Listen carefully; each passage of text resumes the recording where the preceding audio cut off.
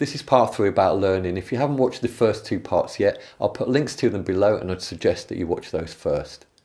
In part 1 we talked about mental rehearsal. Remember we talked about the basketball players and the players who rehearsed in their imagination taking shots and made almost as much progress as the people who were out there on the court practicing in real life.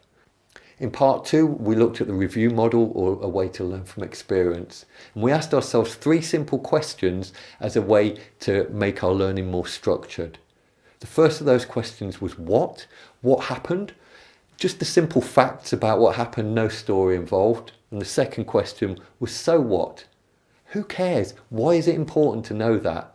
And then the third question is now what? What am I going to do differently as a result? And what we're going to do today is look at how we can put the 2 of those together and come up with something really powerful that's really going to make the learning stick. Have you ever been to a restaurant and found that as you read the menu you start to salivate? Now this happens mostly for people who, as they read in the menu, they imagine that they're eating the food and they imagine what the food tastes like. And the reason that that happens is because the mind cannot tell the difference between something that's real and something that's very vividly imagined. And as a result, imagining eating those food and a physical change happens in our body and we start to produce saliva. I think that's incredible. And that's how mental rehearsal works. It's because when we imagine it vividly enough, our mind thinks that we're really doing it. When we're mentally rehearsing taking basketball shots, our mind thinks that we're out on the court physically practicing and we get the same benefit. So when you're using the review model, how exactly should you be doing a mental rehearsal during the now what stage? In the last video, I told you something that's not quite true. And that's not because I want to deceive you or mislead you. It's because in this video I wanted to demonstrate the fine line between doing this well and doing it excellently. A lot of you will know that much of my toolkit, and indeed a lot of my philosophy, comes from NLP, or neuro-linguistic programming. I'm not going to go into detail about what NLP is here, but there's a part of NLP which is a series of techniques that help us with a variety of situations in life. Now in NLP we call mental rehearsal future pacing, and it's done in a very, very specific way, which is what we're going to talk about a little bit here. So I believe that if we take the review model and add to it future pacing done correctly, we've got one of the most, if not the most, powerful self-reflection and learning tools that there is. When we future pace, we always do it 3 times in 3 different situations and at 3 different times in the future. The first is always in the very near future, a couple of hours, a couple of days, absolute maximum a couple of weeks, and we practice mentally rehearsing what it is that we've just learned. The second time you do this, you choose a time maybe 6 months in the future. And this bit is key. When you're doing your mental rehearsal at 2 hours or 2 days, you need to make sure that you're doing it just a little bit better than you would have done without the learning. If you make the improvement too big in too short space of time, your mind will not accept it because it won't think of it as being believable. Think about it, if you go from this stage to this stage in 2 days, your mind's not going to accept that's true. But when you're doing this 6 months in the future, you'll have had all that progressive learning, and so you can see yourself doing it to a much higher standard and it's still believable and it's still accepted. The final time that we do this, it's much further in the future, maybe a year, perhaps even 2 years from now. And at that point, it's okay to see ourselves really excelling at it because that is believable. So the real rub of what this is all about is about teaching our mind that in the future, in a particular situation, this is how I want to be, this is the skill level I want to be at, and what do I need to learn in order to get there. And this mirrors reality, because if we practice something in the real world for 2 weeks, we're going to get better at it. If we practice it in the real world for 6 months, then we're going to get quite a lot better at it. And if we practice it for 2 years, well, who knows how good we can get. Here is the real key though. In the last video, I talked about the situation of somebody that I'd been judgmental about and wasn't getting along too well with them. And I said I needed to mentally rehearse getting along better with that person.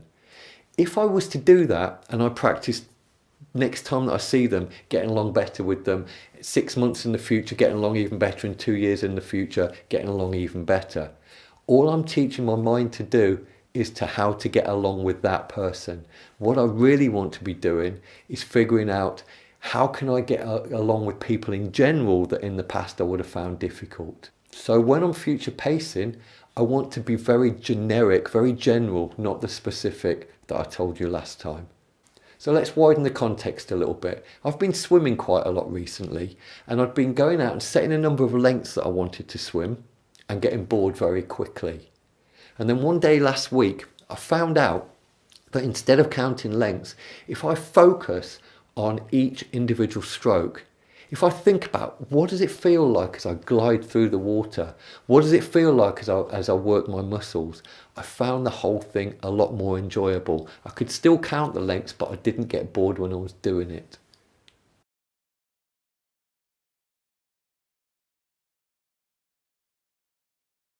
So then I do my 3 watts. What happened? I found out that when I'm swimming, if I focus on the stroke that I'm doing, not on the number of lengths, I find the whole thing more enjoyable and more fun. And then the so what, and this is where I begin to get more generic about it. Perhaps if I start to be more mindful and in the moment in other areas of my life, I might find other things that I previously found boring become more fun, more enjoyable and easier as well. And then the now what, and I can put 2 things in here. One very specific. When I'm swimming, I'm going to focus on what it feels like to be gliding through the water. I'm going to focus on each stroke, and I'm going to focus on what it feels like to be working my muscles. And more generically, whatever I'm doing, I'm going to concentrate on being more in the moment and more mindful of what I'm doing. So then when I do the future pacing, I can do that in 2 different scenarios as well. One is the swimming, see myself swimming, being totally focused on the stroke, being more efficient with the swimming and probably being able to swim more lengths as a result, finding that the whole thing more enjoyable. And I can future pace on something more generic on whatever I'm doing, seeing myself being totally focused, totally in the moment and enjoying what I'm doing. And then I see myself 2 years from now, whatever I'm doing, just being totally in the moment, way more than I have been up to this point. So a big part of the review model and a big part of learning in general is asking the question, now that I know that, how can I apply that to other areas of my life? So if, for example, I find that I'm about to stand up in front of a room full of people and speak, and I realise that by taking 3 deep breaths and focusing on times in the past I've done it well, that this whole experience goes better for me, I ask myself the question, what did I learn there and how can I apply that learning to other areas of my life? The more that you generalise your learning, the more that you will benefit from it.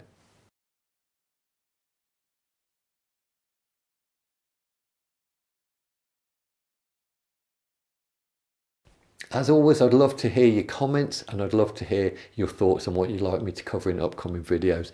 The more that we interact, the more we make this a community, the more we all benefit from it. I'll see you next time.